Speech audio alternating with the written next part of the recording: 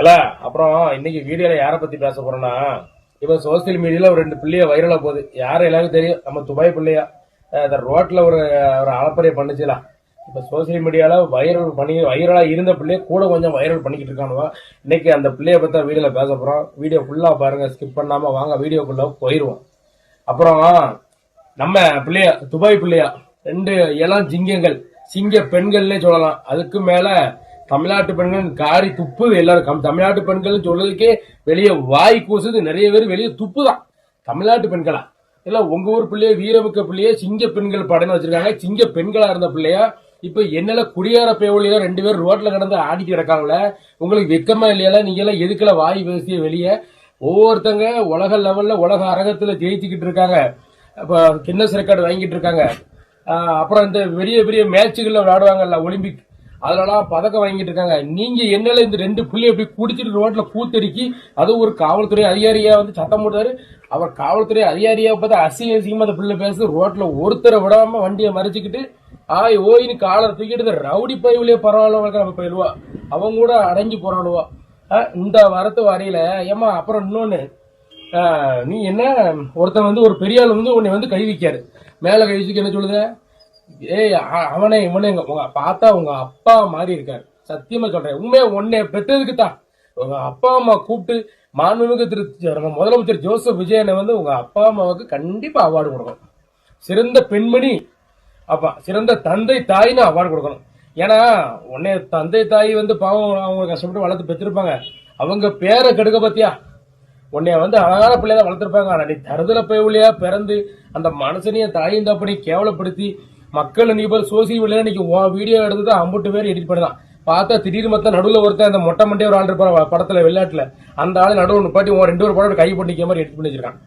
அப்புறம் இன்னொருத்தன் பக்கம் என் வீட்டு பக்கத்துல இருக்கார பையன், அந்த பையன் நடுவில் நிக்க உங்க 2 படம் அந்த பக்கத்து இப்படி கையை போட்டு நிக்கான். எல்லாரும் உங்க போட்டோ எடுத்து வச்சுதான் எடிட் பண்ணலாம். இது ரொம்ப பெருமையா இருக்குது சொல்லும் போது. ஏன் சொல்றேன்னா, நாடு எங்கே செல்கிறது? போதையில்லா தமிழகம். அப்படிலாம் நம்ம வந்து என்னதான் வீரவாசனை பேசினாலும், நம்ம மாண்புமிகு முதலமைச்சர் விஜயனை போதையை ஒழிப்போம், போதையில்லா கலாச்சாரத்தை உருவாக்கும்னு சொன்னாலும், நீங்க வந்து இந்த இளம் பெண்கள், சிங்க பெண்கள் அப்படிங்கிற நீங்க வந்து இப்படி ஒரு குடிச்சிட்டு மட்டமான தவறு பண்ணும்போது என்ன தெரியுமால, நான் இருக்க மத்த பொம்பளை பிள்ளைய பேர்லாம் கெட்டு போகுது.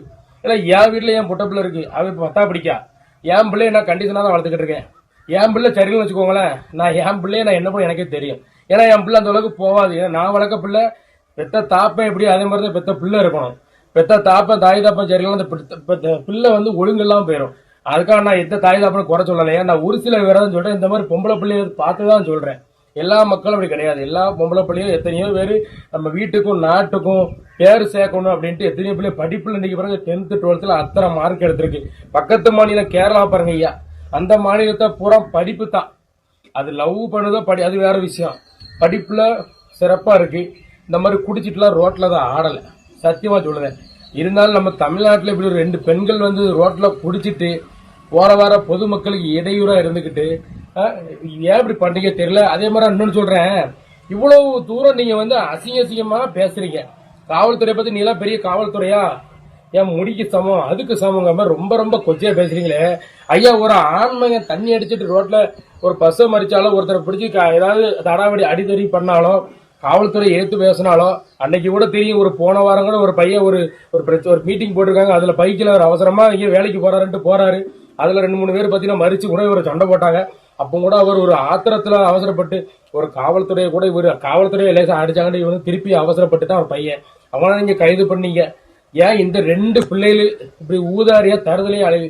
இந்த பிள்ளைய வந்து இதுல மட்டும் அழைதுன்னு பார்க்கல, அடுத்த சோசியல் மீடியாவில் பார்க்க அடுத்த நாளே ஒரு சம்பவம்.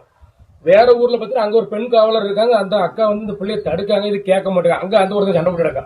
அப்ப இதே சொல்லி வேலையாதான் அழைதா, இதே வேலையை தான் அழையாருவா. வேற உங்களுக்கு ஒரு பொழப்பே இல்லையம்மா? ஏமா நான் ஒண்ணு கேட்க ஐயா, இவ்வளவு தூரம் ஒரு ஆம்பளை பிரச்சனை பண்ணா அவனை கைது பண்ணிருக்கியா? ஒரு காவல்துறை மேல கை வச்சா நீங்க கைது பண்ணி திருப்பி கும்மி விட்டுருக்கியா? இந்த 2 பொம்பளை பிள்ளைய அடங்க படாரியா?